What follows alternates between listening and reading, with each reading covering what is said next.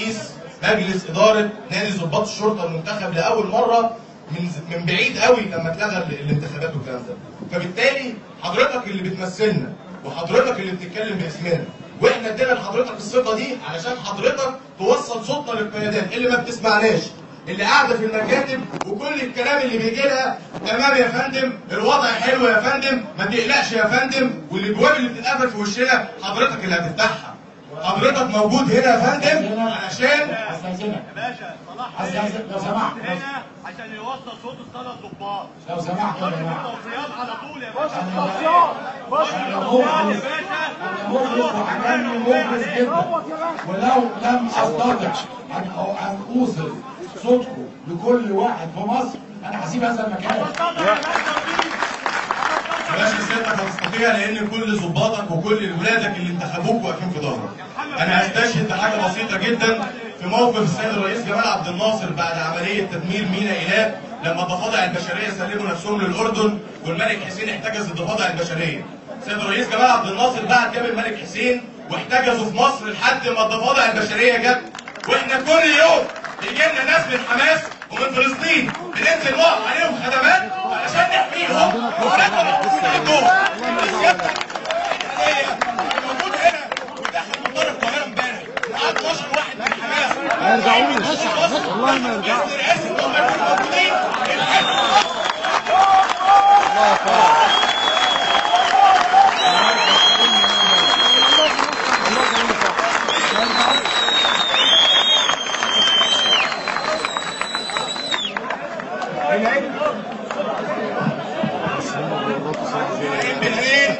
والسن بالسن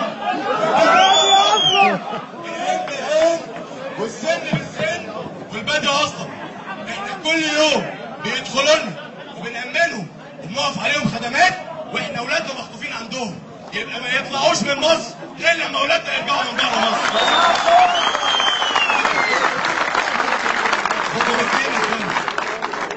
بالنسبه للمشهد اللي هيتكرر يوم 30 يونيو 28 يناير لما دخلنا كلنا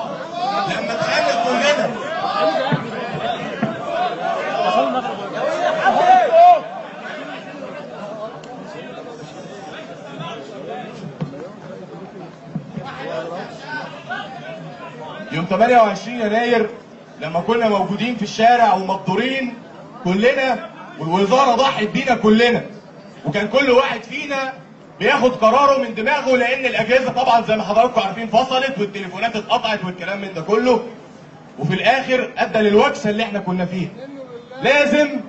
لازم يا سياده اللواء ناخد دلوقتي خطوه صح قبل اليوم اللي جاي. احنا قبلها ب 15 يوم. احنا ما بنقولش اي كلام يا صلاح بيه، احنا الضباط الصغيرين اللي موجودين في الشارع احنا اللي بنموت، احنا اللي بنبقى في وش المدفع، احنا اللي بنحاسب على المشاريب. انا اسف جدا يا فندم ان الساده المساعدين والسيد الوزير قاعدين في المكاتب محدش بيسمع صوتهم. ايهاب يوسف معانا من اول يوم وعارف احنا عملنا ايه. شحاته بيه خميس معانا من اول يوم عارف احنا عملنا ايه.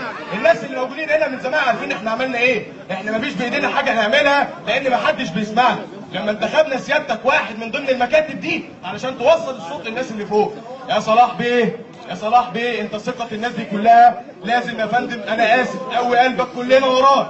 قوي قلبك يا باشا كلنا وراك. يوم 30 يونيو مفيش ضابط هيقف على مطار للاخوان المسلمين. مفيش ضابط هيقف على مطار للاخوان المسلمين. يوم 30 يونيو يا اخوانا كلنا واقفين نحمي منشآتنا عشان هم هيجوا يضربونا تاني ويعيدوا الفيلم من تاني ويتقال ان الثوار نظام الشرطه هم اللي حرقوا وسام، هم اللي فتحوا سجون. كل الكلام ده متوثق موجود. مفيش نشر في البلد طلع عليه الكلام ده. يعني ناس موجودين في السجون وبقوا في الرؤساء وبقوا ماسكين كلام. ما ينتسيش الكلام ده يا اخوانا. التاريخ ما ينساش الكلام ده يا صلاح بيه. التاريخ ما ينساش الكلام ده يا صلاح بيه. انا لو في ضابط ضجر نزل على مطار للاخوان المسلمين يوم 30 يونيو انا عرفت بيه اقسم بالله هيتضرب بالنار. الالتزام بتأديب المنشآت الشرطية. صدور قرار من الوزير في جميع وسائل الاعلام، معلش ده مقترح بقى صاحبي، قرار من الوزير في جميع وسائل الاعلام ان اي تعدي على رجل من رجال الشرطه او منشاه من منشات الشرطه هيتم التعامل معاه بالتصفيه الفوريه، وما تجيش بعد كده وليد الحديدي والنبي في شويه الفوتوغرافيات بتوع التلفزيون يقولوا بطلة الثوار. ما يجيش 205 شهيد ما يتذكرش اسمهم غير في شهر 3 بعد الاحداث بشهرين يعمل لهم اغنيه على قناه الحياه الحمراء ويطلع عليها اغنيه عبد الحليم منهم 6 من اللي ماتوا في العماره بتاعه الحريقه بتاعت يوم 24 يناير. ما حدش ذكر ناس ماتت عند الوزاره، ما حدش ذكر مجندين كانوا بيتذبحوا على باب مستشفى المنيره وهم داخلين، ما حدش ذكر الكلام ده، ما حدش ذكر ان في 20 ضابط ذكر من قطاع احمد شوقي فضلوا واقفين عند الوزاره لحد يوم 30 يناير لما سلموا لي الجيش وكان معاهم ضباط القطاع بتاع الامن الوطني بتوع دول. ما حدش ذكر الكلام ده، كل الكلام ده اتنسى. ما حدش ذكر ان سيد المساعد الوزير للامن العام هرب في مدرعه يوميها. ما حدش ذكر الكلام ده كله، لازم الكلام ده كله نفتكره ونذاكره كويس قوي علشان الكلام ما يتعادش تاني. انا اسف جدا لو طولت عليكم. انا اسف جدا لو طولت عليكم. لو سمحت. انا عايز اقول الاتحاديه انا اسف الاتحاديه يا اخوانا احنا معلش انا اسف جدا على التشهد انا هقول كلمه لو سمحت. انا آليت على نفسي ان اقول كلمه الحق حتى لو لم ترضي الكثير. لو سمحت السيد وزير الداخليه، السيد وزير، خلي بالكم ده وزير داخليتنا احنا وزاره الداخليه. لو سمحت انا كمل كلامي. السيد وزير الداخليه وجه جميع قيادات الداخليه وانا كنت موجود لا تأمين لاي طيارات سياسيه او مقرات نهائيا. دي حقيقه وما اقدرش اخد منه هذه الحقيقه.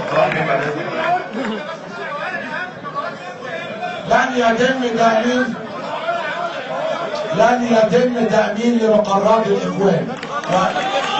وهناك تعليمات صدرت من وزير الداخلية بوجودي لجميع قيادات وزارة الداخلية أن يتم تأمين أموال الشعب، المناطق والمباني والمنشآت الحيوية، وقبل كل حاجة المنشآت الشرطية. صلاح بيه انا اسف جدا. أرواح الشعب صلاح بيه هذا